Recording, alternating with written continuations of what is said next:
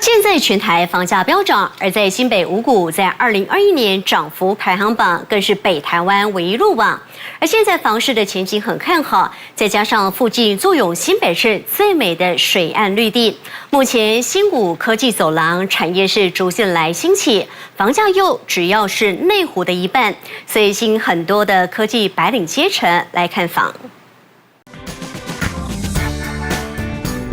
可爱动物化身秋千滑梯，户外野餐美景尽收眼底。走出家门就能微出游，共享天伦之乐，让五股郊区住宅异军突起。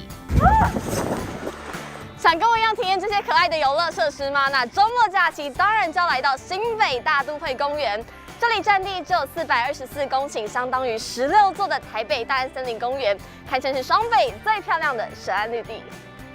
不只有公园环绕，生活机能也不马虎。除了现代化的五股公有市场将在今年5月完工，临近商圈，日常采买样样俱全，也吸引不少首购族抢先入住五股建案天空之翼。会选天空之翼是第一个是周子阳重划区，现在规划得很好，跟我之前来五股的时候感觉很不一样，都是绿地啊公园，看着就很舒服，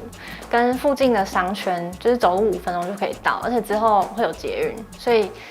机能很方便，我觉得住在这边蛮好的。新北市温仔圳计划搭上西北新都心，结合新北产业园区和新庄知识产业园区，新武科技走廊也将在未来10年缔造新北城市的金砖愿景。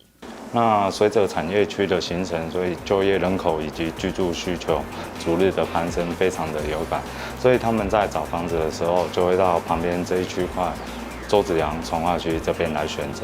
那天空之翼这个建案的地点啊，在周子阳重划区的前段，享有河景以及它的交通非常的便利，它的房价涨幅上面啊，可以说是近逼5字头，那差不多有2成的涨幅空间。那这边到台北内湖科学园区的距离啊，一个交流道的距离就可以抵达，所以有着提顶下来站房价省一半。2021年7都房价涨幅排行榜，五股北台湾唯一入榜。随着重大建设逐步到位，后起之秀独占鳌头，五股天空之翼房市前景可期。东森财经新闻卢玉婷、杨昭中午君赖以及新北报道。